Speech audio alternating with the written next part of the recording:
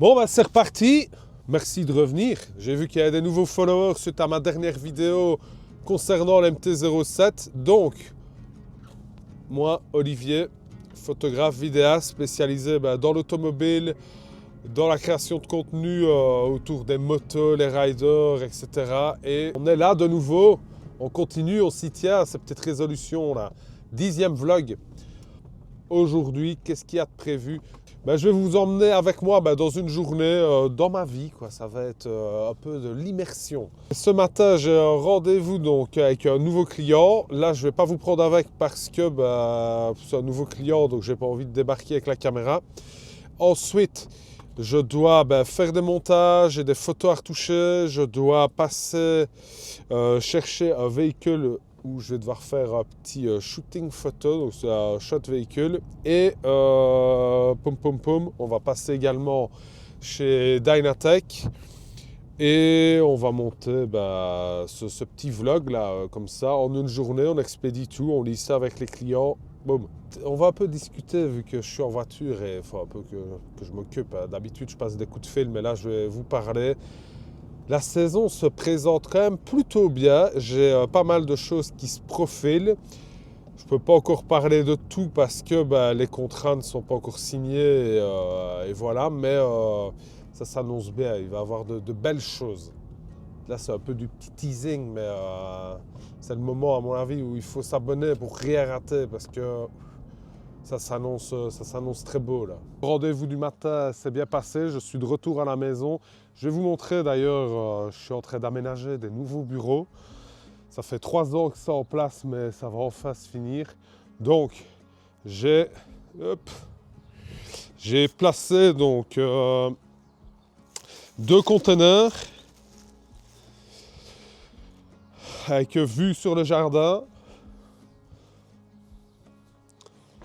Demain, on va faire la terrasse, on va poser le carrelage, faire les finitions sur la toiture. Ça va être là où je vais passer ma vie, à mon avis. Je viens de récupérer justement le véhicule, on va faire les photos. Donc, c'est un Defender Octa.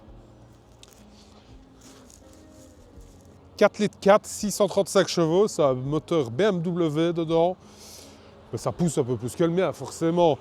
Ici, donc, je suis dans une carrière juste à côté d'où j'habite. Ça va être plutôt sympa, l'arrière-plan. On est dans un cadre quand même plutôt industriel. Alors il est tout nouveau, il n'a que 32 km. Je dois le ramener en dessous des 50, donc on ne va pas faire des masses de kilomètres avec. L'endroit est juste à côté de la concession ici, donc c'est parfait. Et je vais vous montrer l'intérieur. Donc on a des sièges en carbone. Bon, j'ai changé d'endroit parce que je n'étais pas spécialement fan du premier endroit. Ici, on est dans une grosse carrière à côté donc, de Malmedy. Et la vue, elle est juste incroyable.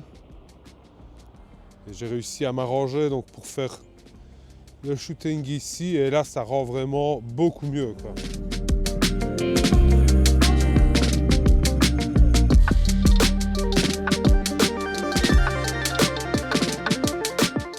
Voilà, shooting terminé, j'ai mis 2 heures plus ou moins vu que j'ai changé d'endroit. Je suis à la concession, je viens de ramener le véhicule, je vais aller trouver Tommy, comme ça il va un peu nous expliquer vraiment la spécificité de ce Defender Octa et on va le comparer justement, il y en a 2 ici, l'un à côté de l'autre. Il va nous expliquer un peu la différence entre les deux. Simplement, je pense que ce sera ta prochaine voiture. Donc par rapport au T1, si on regarde juste, tu l'auras remarqué, beaucoup plus haut, plus large. Bon, en dessous du capot, ça je te laisse deviner. On le démarrera tout à l'heure pour te faire un peu écouter ça.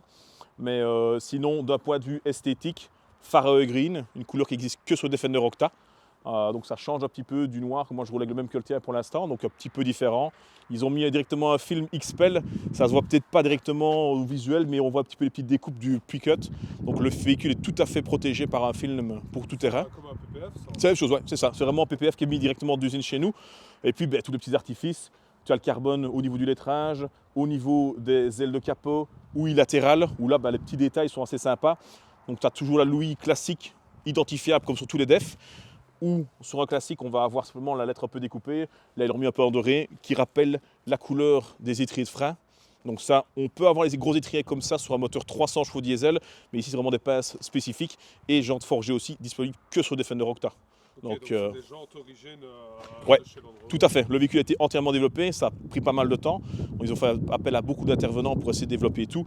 Au niveau suspension pilotée, on a carrément des petits détails, je ne sais pas si on le verra sur la vidéo ici, mais tu le verras si on le voit juste devant la roue. Tout ce qui est durée du suspension et autres, renforcé comme dans l'aviation pour éviter déchirement, etc. par rapport à du tout-terrain, on va dire très extrême. Ouais.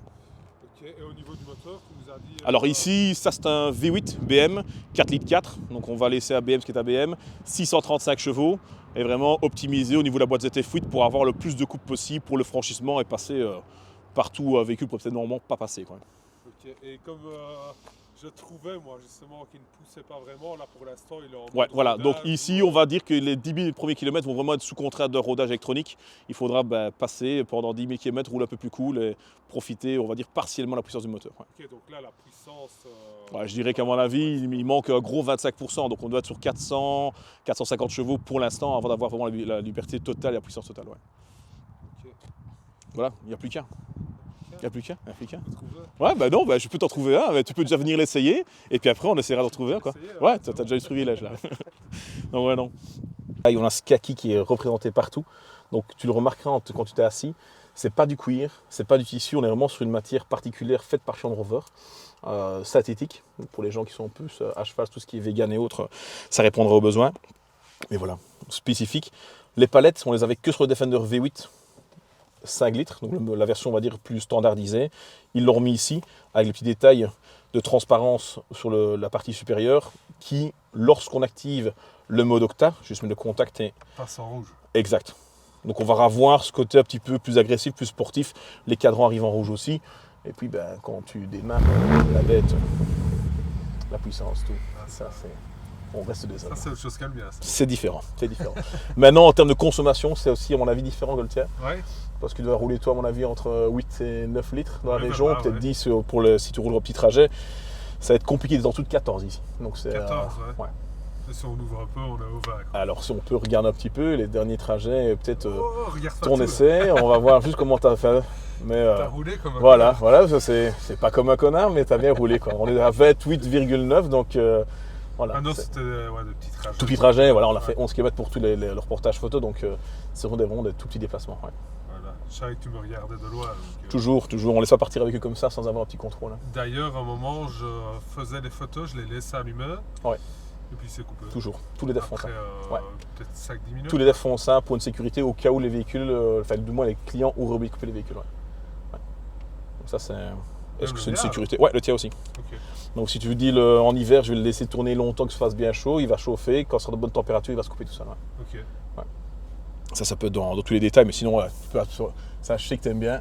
Plafonnier Alcantara. Ouais. Oui. Et ça, j'ai pas compris. Ouais. Voilà, petit toit ouvrant, ça c'est standard au véhicule. Dans les Defenders, c'est pas une option spécifique, mais je ne sais pas si tu le vois ici, la coque de siège en carbone, enfin, ils ont vraiment été dans des détails. Complètement autre chose. Hein. Ouais, tout à fait autre chose. Ouais. Et niveau budget, comparé à... Je dirais que pour un beau Defender 300 chevaux diesel full, on va être dans un budget 100-110 000 TVA comprise. Celui-ci, équipé comme il est là, il fait 170 hors TVA, donc plus de 200 000 euros. C'est quand même un fameux budget. Maintenant, c'est l'Edition 1, donc c'est-à-dire que c'est très très limité en production. Je pense que sans m'avancer, c'est le seul ici en province de Liège pour l'instant. On a vraiment un privilège, nous ici à OEM, d'avoir ce véhicule-là et la confiance du client pour commander une telle voiture. Mais on peut commander un Octa. Donc on a encore un autre Octa qui est arrivé ici en même temps aussi pour un client de la région. Donc voilà, c'est, on va dire, extrême au niveau budget pour un Defender. Mais c'est aussi ce qu'on fait de mieux en termes de Defender. Bon, petit stop ici chez Dynatech. Donc je vais monter 2 réels. Je vais également planifier des publications pour les semaines à venir. Je vais rester ici 2-3 heures. C'est à 5 minutes de bureau Waders. Donc en général, je travaille directement de chez eux. Comme ça, c'est beaucoup plus facile au niveau des échanges avec le client. Donc pour Dynatech, qu'est-ce que je fais en général? C'est de la création de contenu.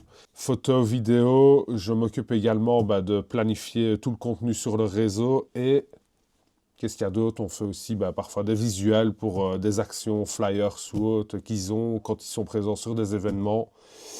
Et voilà, c'est un client que j'ai depuis 5 ans. Quand je suis revenu du Canada, j'ai directement commencé à bosser pour eux et c'est vraiment un peu mon premier client dans l'automobile. Bon, je vais vous présenter également David quand il revient. Donc, c'est un des patrons. Donc, il va vous expliquer justement un peu ce que c'est une cartographie moteur. On va voir un peu ce qu'il va nous raconter. Tu vas passer dans le vlog de cette semaine. C'est ça. Ah, si. Ah, si. Et tu vas un peu... T'as un écran? Ah oui, il y a un écran. Ouais, c'est cool ça. T'es filmé, hein, là tu vas passer dans le vlog. Ouais, c'est nouveau. Ouais, c'est top ça. Et impressionné par l'Osmo Pocket, donc tu vois, regarde ça. Ah, ça te suit quoi? Ouais. Ah, c'est cool ça. Voilà le deuxième patron derrière, Bernard. Ouais. Très à l'aise aussi.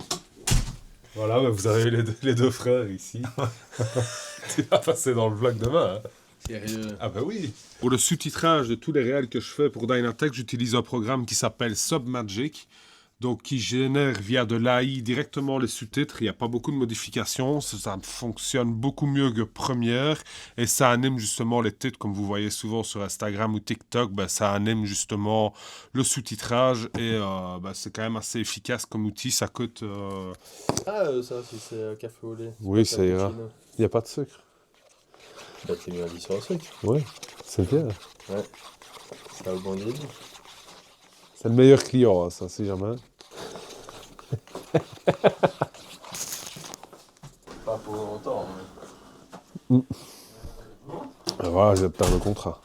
Non, explique un peu, en gros, une carte, comment, qu'est-ce que vous faites exactement quand tu fais une cartographie. Donc, tu vas lire les données dans le véhicule, Oui. et puis... Et puis on modifie les paramètres Ouais.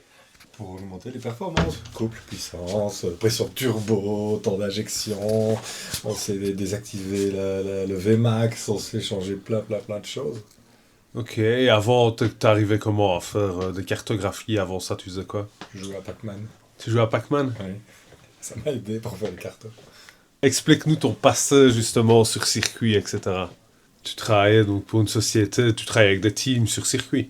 Circuit et rallye, oui. Ouais. On programmait des moteurs de compétition, rallye, circuit, des Toyota essentiellement. Sur quel genre de course Championnat du monde, championnats nationaux, championnat... Comme le WEC maintenant, en gros, ou... ouais. Ça, c'était le FIA GT à l'époque, ça s'appelait. Ouais. Avec les Lamborghini, les V12, les GTA. Donc il y avait championnat du monde, championnat d'Asie, il y avait les 24 heures du Mans, 24 heures de Spa. Donc on développait les moteurs de A à Z. Donc Ouais. on concevait des moteurs de compétition. Ok. Donc assemblage, donc d'abord développement, recherche et développement, assemblage, des pièces racing, et puis mise au banc, sur un banc statique, pas un banc à rouleau comme on a ici chez Dynatech. Ok, c'est quoi? Attends, bon, Un banc statique où on met seulement le moteur sur le banc. Donc, Ah oui, ok, on met ouais. le moteur qui est accouplé à un arbre Ouais. au niveau du volant moteur pour justement donc faire la cartographie, donc le setup de la cartographie de chaque moteur. C'est beaucoup Mhm. plus précis de faire une cartographie sur un banc statique que sur un banc à rouleau pour des moteurs de compétition. Ok. Donc on faisait plein d'essais, des développements avec des boîtes à air différents, des échappements différents, des arbres à cam différents, des calages arbres à cam, enfin plein de choses. Pour donner le maximum pour chaque moteur, suivant la réglementation de chaque championnat. Tu avais des réglementations en moteur atmosphérique, moteur turbo, avec des brides, Ok, etc. donc vous étiez la société, tu travaillais pas pour le team en soi, tu travaillais pour la société qui préparait les moteurs. On travaillait les- pour des usines via des teams privés, en Ok. circuit. Donc ça c'était Lamborghini, on a travaillé aussi pour Pagani à l'époque, avec des moteurs Mercedes AMG qu'on a développés. Et on a travaillé aussi à l'époque, dans les années 90, pour Toyota aussi. C'était le Procar, ça s'appelait à l'époque, dans les années 90. Et en circuit, là, on a travaillé pour...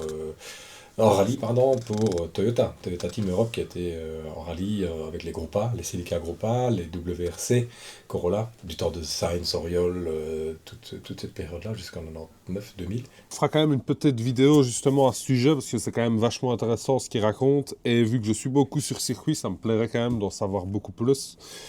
Revenons à ce sous-titrage, donc je vous montre comment ça se passe ici sur Submagic. Donc automatiquement ici, il y a le sous-titrage qui est généré. Il faut juste que je contrôle que tous les mots étaient bien écrits correctement, en général, à part des termes un peu spécifiques, sinon il n'y a pas grand-chose à modifier.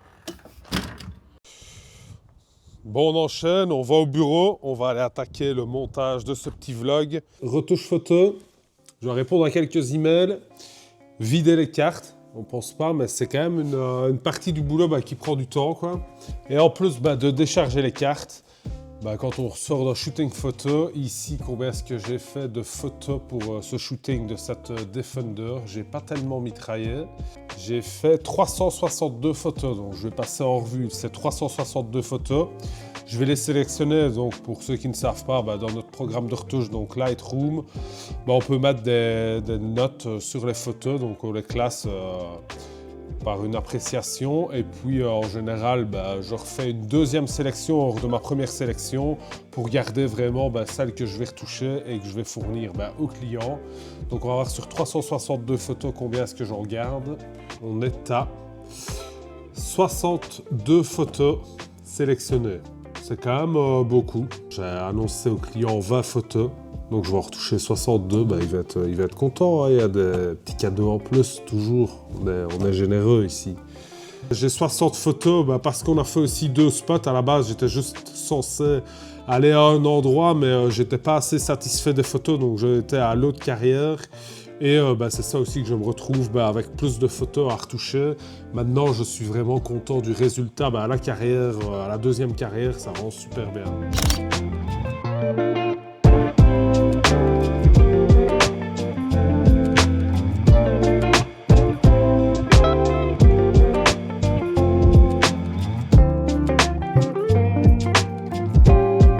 J'ai retouché les photos, je commençais à monter le vlog, je suis à 9 minutes. Je vais rentrer parce que il est déjà 20h. Donc j'ai quitté la maison, il était 7h. Il était 7h30. Je vais aller souper. C'est fini pour cette vidéo. Merci de l'avoir regardé jusqu'au bout. N'hésitez pas à liker, commenter.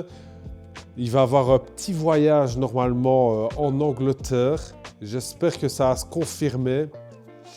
Sur ce, à la prochaine. Ciao!